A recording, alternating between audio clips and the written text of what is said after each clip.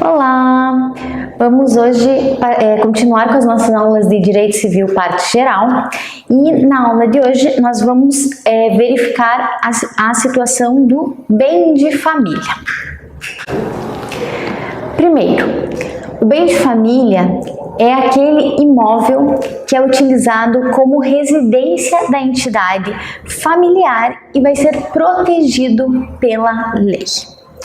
E existem duas formas de bem de família. O bem de família é voluntário ou convencional, que é aquele previsto lá no Código Civil, nos artigos 1711 e 1722. E tem o bem de família legal, que é aquele que é o mais comum, né, que nós conhecemos, que está previsto lá na Lei 8.009 de 1990. Vamos verificar cada um deles, começando pelo bem de família voluntário. O bem de família voluntário é aquele que é estabelecido por escritura pública ou testamento. E ele não pode ultrapassar 1/3 do patrimônio líquido da pessoa que o institui. Então, esse bem de família vai ser necessariamente ou por escritura pública ou por testamento. Quem que pode instituir esse bem de família voluntário? Os cônjuges, a entidade familiar ou um terceiro.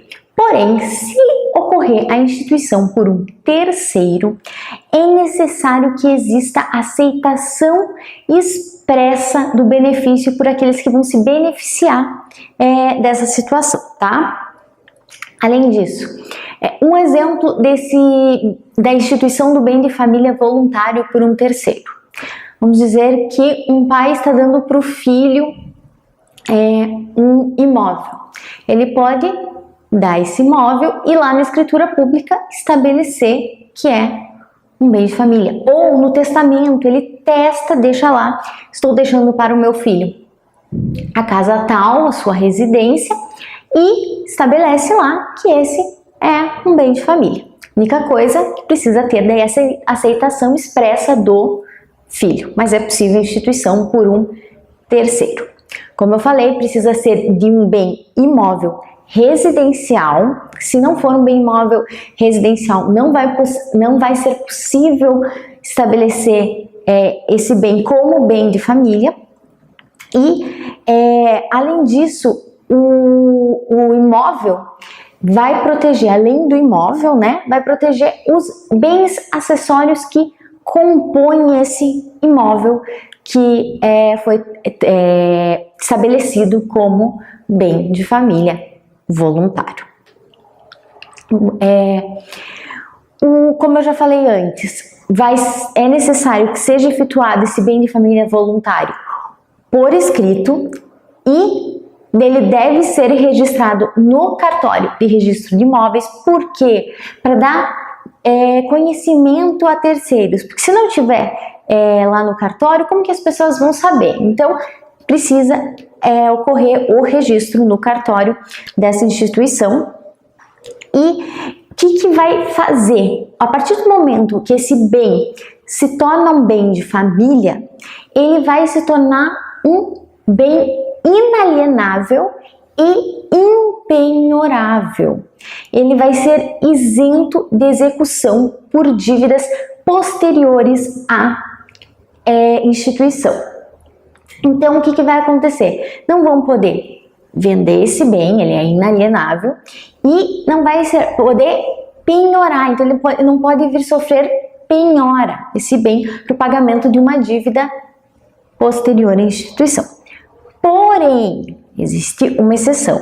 A impenhorabilidade desse bem de família, né, não vai prevalecer nas situações em que a dívida for por tributos relativos ao bem. Então, por exemplo, não pagou o IPTU do bem, daí pode vir a passar por uma penhora esse bem para pagar esses tributos não pagos. Ou no caso de despesas de condomínio, vamos dizer que é um apartamento ou é uma casa dentro de um condomínio fechado e os donos não estão pagando as despesas de condomínio. O condomínio pode executar os donos e pode vir a ser penhorado esse imóvel para pagar essas dívidas que são referentes a ele mesmo, né? Que são as despesas de condomínio. Então, temos essas duas exceções aí da impenhorabilidade do bem de família voluntário. E passamos pro bem de família legal, que é aquele que a gente escuta um pouco mais no direito. Que esse bem de família legal, ele decorre do direito constitucional de moradia. Então, ele tem essa proteção constitucional.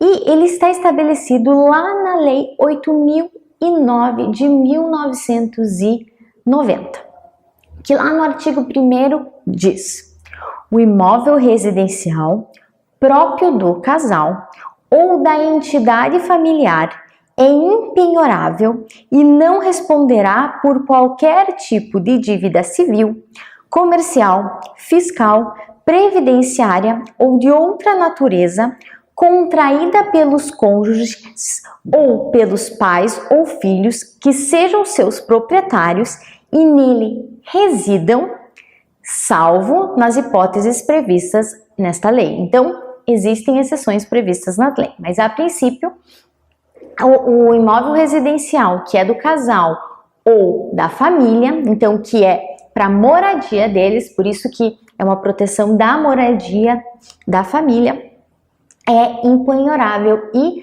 não responderá por dívidas, tá?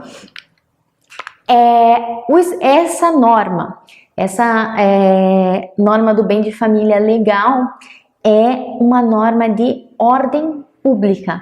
Por quê? Porque ela quer proteger a família, a morada da família. Em regra, a impenhorabilidade ela só ocorre se o imóvel for a residência ou a moradia permanente da família. Então, se eles não estão usando esse imóvel para residência ou moradia da família, estão usando esse imóvel para um outro propósito, a princípio vai poder sofrer penhora. Por quê? Porque não está protegendo a família, né? Não está sendo a moradia da família. Mas, por exemplo, se esse é o único imóvel da família ou do casal e eles alugam esse imóvel, então eles locam esse bem para outras pessoas. Só que com a renda desse imóvel, eles locam uma outra casa para eles morarem, em um outro lugar. Daí, nesse caso, como esse dinheiro da locação mantém a família, mantém em outro lugar a família, nós vamos considerar esse bem de família que está sendo alugado como um bem de família indireto, porque no final das contas ele está protegendo a família, porque a família usa o dinheiro que ela recebe pela locação para se manter em outro lugar, para comprar comida, para tudo, então continua tendo proteção legal. Como que você faz a alegação do bem de família? Então, está sofrendo uma execução, começa uma penhora, você diz uma simples petição, você vai dizer: esse é meu único bem, o bem do casal, da família, então nós utilizamos para nossa residência, não pode ser penhorado. Então, com uma simples petição, você já faz a alegação do bem de família. Além disso, o bem de família é irrenunciável. Então, se você oferecer esse bem para penhora, isso não vai tornar ele objeto de constrição. Então, não vão poder usar ele mesmo você oferecendo ele. Por quê? Porque é mais importante para o nosso legislador a proteção da família. Vocês podem ver lá no RESP 511.023, lá do STJ, nós temos essa decisão que fala: o oferecimento à penhora do bem de família não torna ele objeto de constrição, tá? Então, se vocês quiserem saber como que foi o julgamento da STJ, é só procurar lá no site deles. Outra coisa, necessário a aplicação do princípio da dignidade da pessoa humana para análise do bem de família. Então, esse princípio vai ser utilizado para proteção do bem de família. Então, temos que observá-lo.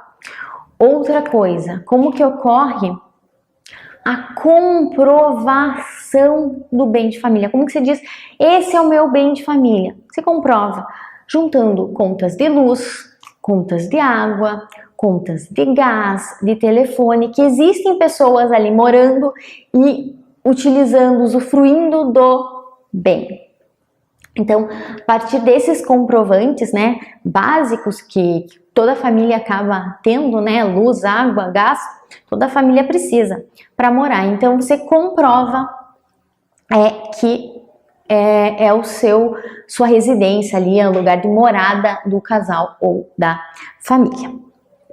Além disso, a impenhorabilidade, ela vai poder recair em bens móveis que estão quitados, que já estão quitados, mas que constituam a residência.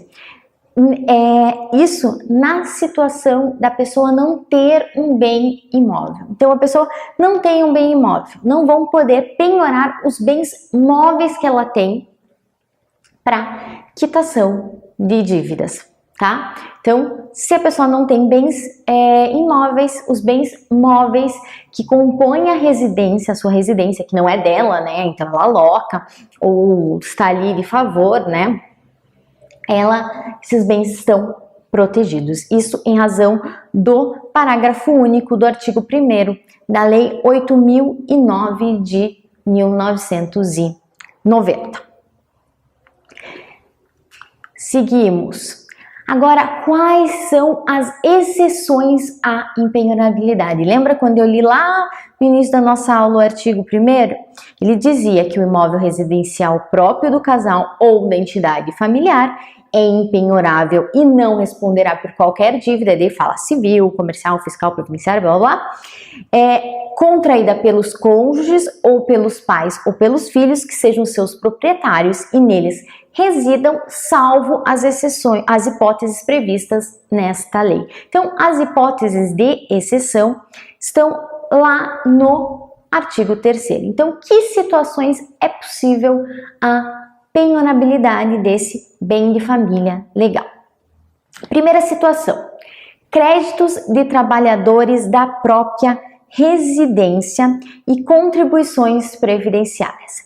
Então, a senhora que trabalha como empregada doméstica na residência, se não for pago o salário dela, as contribuições previdenciárias, é possível, se ela entrou com uma demanda trabalhista, parou de trabalhar, entrou com uma demanda trabalhista, é possível que seja penhorado esse bem de família, esse imóvel, para o pagamento dessa pessoa que trabalhou dentro da residência, que trabalhou naquele imóvel, que é a residência da família ou do casal, tá? Então, primeira exceção é essa.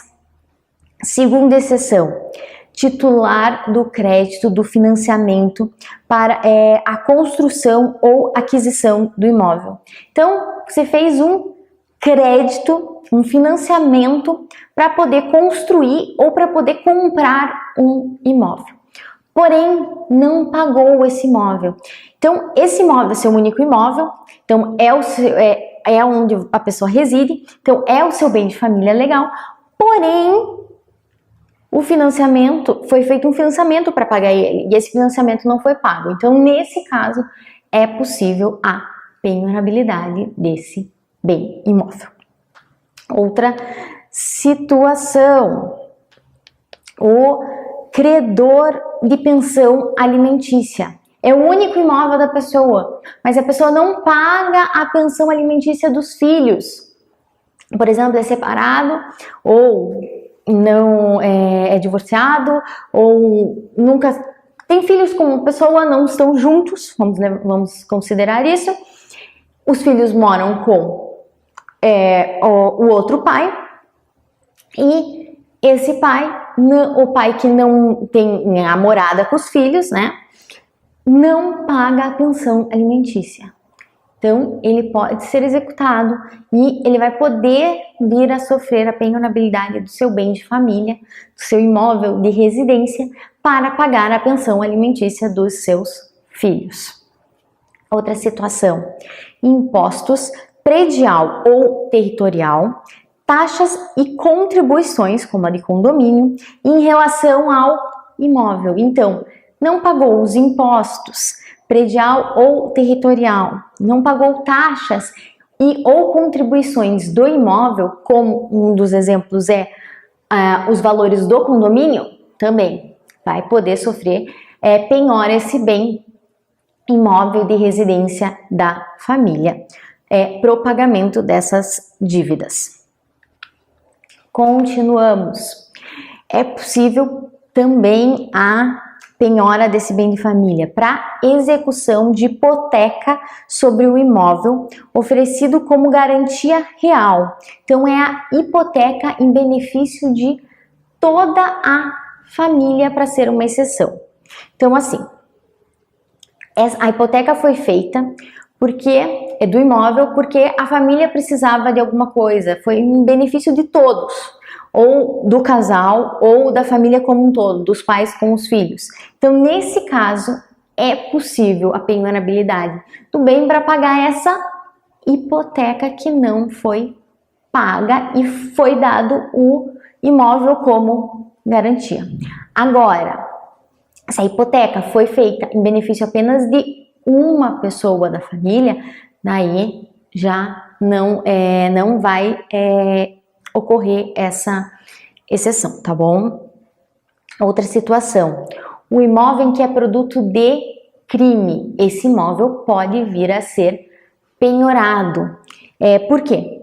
Porque ele não foi adquirido de forma lícita, né? E nós não podemos proteger algo que foi adquirido de forma ilícita. Então, o imóvel que é produto de crime pode ser penhorado. E não é necessário nem que já exista sentença condenatória. Se existirem provas que comprovem que o imóvel é objeto de crime, já é o suficiente, né?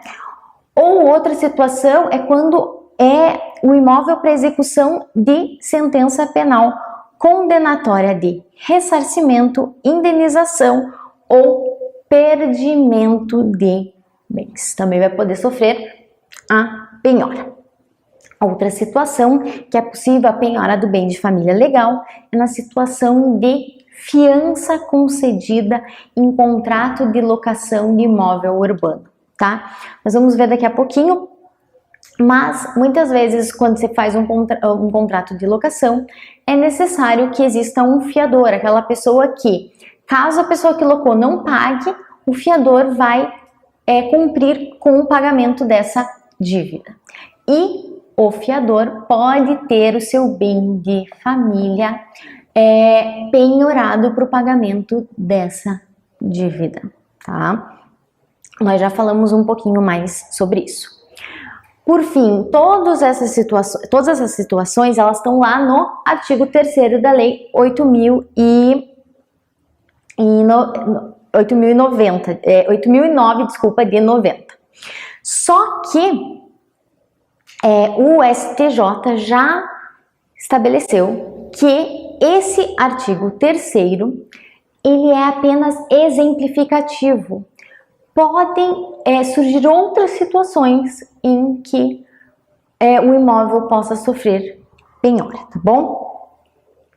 Então, além disso, agora nós vamos falar exatamente do que eu estava falando, do bem de família dado em garantia da fiança. Em fiança. Existe uma divergência da doutrina e da jurisprudência quanto à possibilidade de penhora ou não desse bem. Vamos começar lá por uma linha do tempo. Em 2006, o plenário do STF disse que é constitucional o estabelecimento da penhora do bem. Então, a lei do bem de família, ela é clara ao prever. Então, que é possível a penhora do bem de família em caso de fiança, né, do fiador, bem de família do fiador. Então, é uma regra inafastável. O fiador, quando assina o contrato, ele sabe que se o locador, se aquela pessoa não pagar, se o locatário não pagar, não pagando a locação, quem vai ter que pagar é o fiador. Então ele sabe que ele vai poder sofrer constrição do seu bem de família.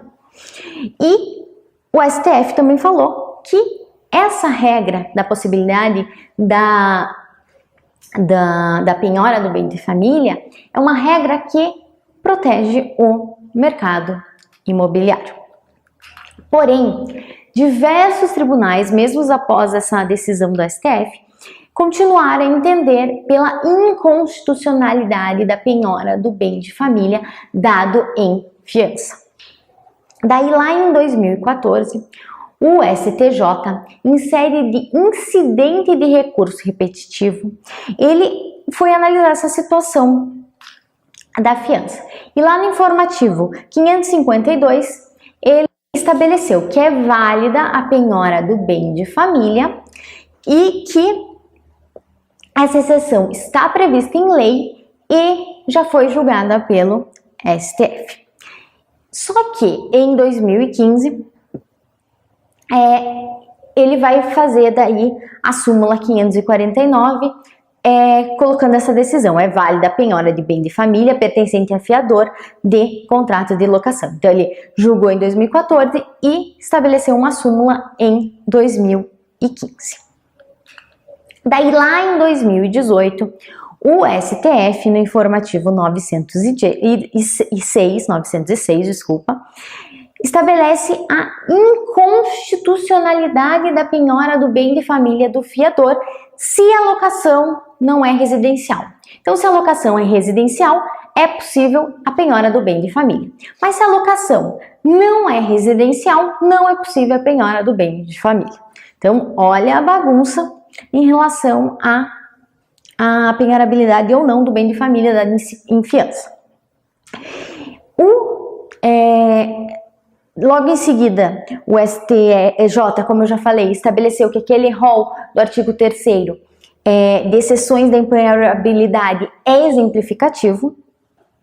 E voltando para uma decisão de 2012, que ainda é muito utilizada, o STJ disse que a proteção da empenhorabilidade não pode prevalecer quando o devedor atua de má fé, alienando seus bens e restando apenas a sua residência. Então, essa é uma exceção que está que é além do rol do artigo 3º. Então, a pessoa agiu de má fé, ela tinha outros bens, além do bem imóvel que ele usa para sua residência. Só que ela vendeu porque ela sabia, então, que ia sofrer uma constrição de bens. Então, para não pagar sua dívida, age de má fé para ficar só com o bem de família. Então, nesse caso, o bem de família vai poder ser penhorado. Por quê? Porque a pessoa agiu de má fé.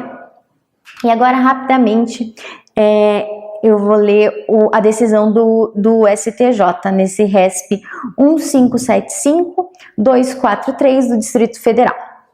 A regra da empenhorabilidade do bem de família, trazida pela Lei 8.009 de 90, deve ser examinada à luz do princípio da boa-fé objetiva, que além de incidir em todas as relações jurídicas, constitui diretriz interpretativa para as normas do sistema jurídico pátrio. Neste contexto, caracterizada fraude à execução na alienação do único bem imóvel dos executados, em evidente abuso de direito e má-fé, afasta-se a norma protetiva do bem de família. Então, a proteção do bem de família é afastada por quê? Porque quem ia se beneficiar agiu de má-fé. Então, rapidamente, o que nós vimos na aula de hoje? Nós primeiro falamos o que era bem de família, né? Que é aquele imóvel utilizado para residência da entidade familiar que é protegido pela lei. Lembrando lá, nós temos duas formas de bem de família. O bem de família voluntário ou convencional, que é aquele estabelecido no Código Civil, em que as partes o cônjuge, a família ou um terceiro, vamos instituir isso. E nós temos também o bem de família legal, que é aquele da Lei 8.009 de 90. Lembrando, o bem de família voluntário precisa ser estabelecido em escritura pública ou em testamento e ele precisa ir para registro no cartório de registro de imóveis. Para quê? Para que terceiros tenham conhecimento dessa situação, né?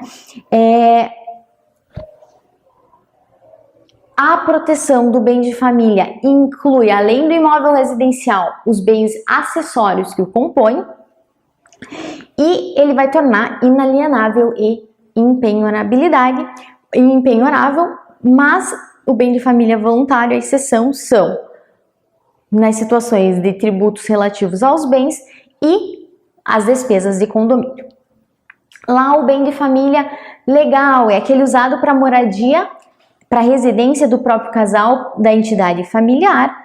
Ele é impenhorável, não vai responder pelas dívidas, mas temos que lembrar que também existem exceções. As exceções estão lá no artigo 3º da lei, porém esse artigo é meramente exemplificativo, né? Porque nós temos uma outra situação que é, por exemplo, a má-fé, que nós acabamos de falar, que não está na lei, mas os tribunais superiores consideram como exceção para impenhorabilidade, podendo o bem vir a ser penhorado, tá? O bem de família legal é uma norma de ordem pública que tem como objetivo proteger a família. Então, lembrar que, além disso, a impenhorabilidade é daquele bem onde a família reside, onde há a moradia permanente dela, tá?